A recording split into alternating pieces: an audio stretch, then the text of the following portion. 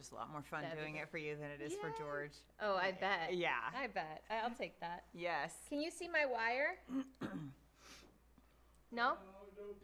Okay, great. I can lose the wire anyway because we're done. We only have one more. Okay. And Neo is right underneath you. Of course he is. That is the His favorite cutest spot. Oh, that is so when adorable. I'm working, that's where he is always. I'm like, Neo, and he's like underneath me all the time. Scooby does the same thing. Oh my God, it's so cute. And now he doesn't bite my toes constantly, so Oh, it's okay. I love it. Because he was a massive distraction. I love it. When Seriously. he starts licking my toes, I'm like, don't move, don't stop. Keep Yeah, going. yeah, licking's okay. Biting, biting. like puppy biting. Like, all right, home slice, let's quit that. All right, are we ready? Okay, here we go. I'm looking at the big camera. Okay.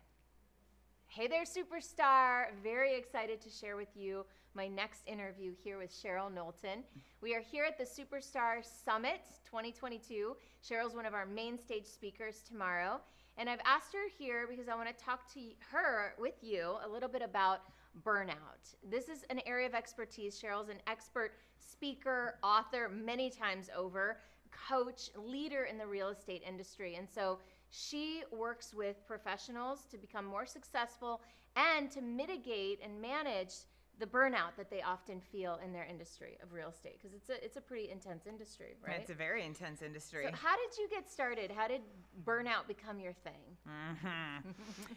Burnout became my thing when I missed a dance recital and a soccer game and a play. Mm-hmm. And day after day, I put someone else in front of my top priorities until finally I got sick of it when I was raising my 4 girls. And then I thought, okay, I've got this mastered, and I was interviewed for a major event on burnout. Mm-hmm. And an hour later, my dad died in my arms. Oh. And that redefined everything that I thought I knew about putting my top priorities first and getting really, really clear about what matters most to me. Wow. Thank you for sharing that with us. All right, Cheryl. So how do you define burnout? What is it? How do you know when you're in it? What does it look like? That's a great question. And the funny thing about burnout is most of us know exactly what that is. Most people don't ask me, oh, what's burnout? Because we all face stress. I mean, stress is just a normal part of life, but burnout is chronic stress, unrecognized, day after day, trying to paste on the smile and everything's fine and unicorns farting rainbows all day, every day, and that's just not life. And chronic, unrecognized stress, and teachers feel it, medical professionals feel it, parents feel it, business owners and entrepreneurs feel it. We all feel it at some level. And what do you do about it? First of all, create awareness around it and create what I call the SWEET life. So SWEET is an acronym. Oh, I love those acronyms. My brain thinks in acronyms. So yeah, SWEET stands for sleep. We have to get enough sleep, and that's going to be different for me than it is for you. Yeah. You could probably do fabulously on 5 hours. No, I really can't. No, I need 7, or I'm a hot batch of grumpy, and nobody wants to be around me. Mm-hmm. So each of us need to figure out what that S looks like. W is water. We need to have enough water to keep everything going and keep ourselves healthy and well and running at optimal speeds. Which is not Mach 10 with my hair on fire. Right. I keep reminding myself of that every day. Yeah, only Tom Cruise can do Mach 10 with his hair on fire in Maverick, and he did it very, very well without blacking out, by the way. Looked great. He did look great. The first E is for eating foods that will fuel us and help us to feel great. You and I share that in common. If we eat yucky, crummy, sometimes tasty food, we feel horrible. That's right. And then we don't have the energy to go the distance and really serve people at the highest level like we really want to. So yeah, I've tried to eliminate the majority of that, except for an occasional whatever. And then I pay for it. And so I'm like, what did I do that for? The second E is exercise, and that is not a bad word. That is not a bad word. I'm finding ways to move our body with intention and joy and pleasure makes it a lot easier to make it consistent and part of every day. Yeah. And the T is time away from technology.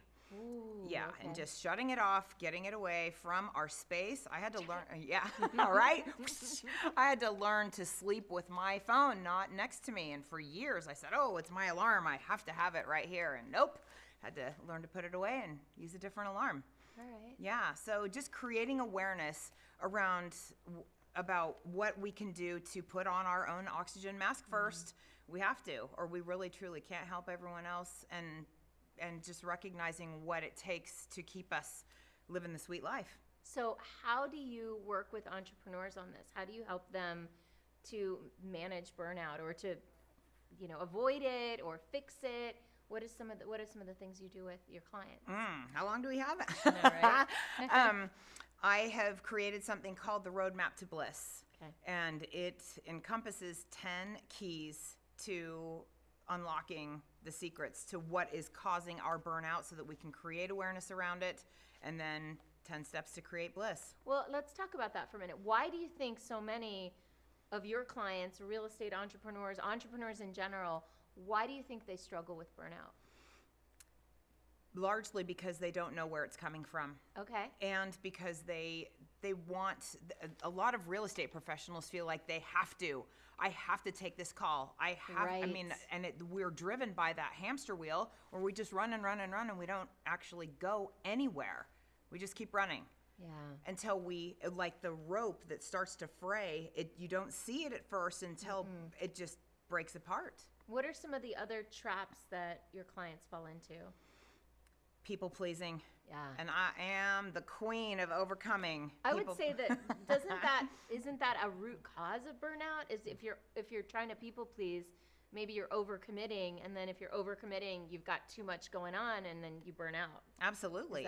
Absolutely. I am a big follower of Dr. Stephen R. Covey, sadly passed away, wrote the classic book, 7 Habits of Highly Effective People. Yeah. He said, a famous quote, I absolutely love it, "It's easy to say no when there's a deeper yes lying within." And just getting really clear about what is most important to me, who is most important to me. Do I want to go take this buyer out again and show him 75 properties on Christmas Eve? Or do I want to spend time with my family? And I had to learn. Yeah. I had to learn to say that no is a complete sentence. Yeah. No, thank you. No, thank you. No, thank you No, is the thank gracious you. way. I had to say no and be rude about it at first until I developed the muscle and built the habit. Yeah. Are there any other habits that are effective in supporting people in burning the hamster wheel, as you say? What are some other things? So many. But yeah, I actually wrote a little book on that. My first book was called Burn the Hamster Wheel, but delegation. For me, delegation is everything. Learning what is mine to do, what is my zone of genius, what do I need to do in order to keep the business running, to keep things moving and be successful, and what is better delegated to somebody else. Like the creation of my PowerPoints. Let's get honest. That is much better done by my graphic designer, but I had to learn to let that go. Yeah. Letting go of things is really, really powerful as well. Yes. All right, cool. Is there anything else that you want to share about burning the hamster wheel, turning that overwhelm, that burnout into bliss? For me, I look at our journey over the last 2 years. Anniversary of that was last week. I know, so exciting. I can't even believe that.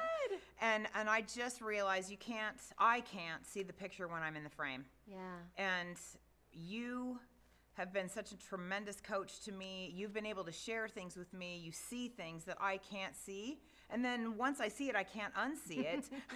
But I mean, every great athlete has a coach, and I consider myself to be a great athlete in business thanks to you. And I have a coach, and I couldn't do it without a coach. So even great coaches have coaches. Well, especially great coaches. And I feel like that's a congruent leadership on your part. Like if you're going to lead people and tell them that they need to hire you, then of course you need to be having a coach as well. And that's the beautiful thing about, I think, the work we do. It's a ripple effect. When we do a great job as coaches, which I know you do, then we pay it forward, and it's a ripple effect out into the world. So. Always. And I can't coach anyone past the place I have gone myself. Right. So I've got to continue to up-level myself, which is a never-ending journey, and I love it. Oh, and I'm so excited to see what you're going to be sharing with us tomorrow. I saw a little sneak peek of it today. It's so good. Such a great story. And thank you for being here and being part of this event with us. Oh, I'm thrilled to be here, Michelle. Thanks for having me. I love you. I love you. That's it. Leave We that did in there. it. Yay!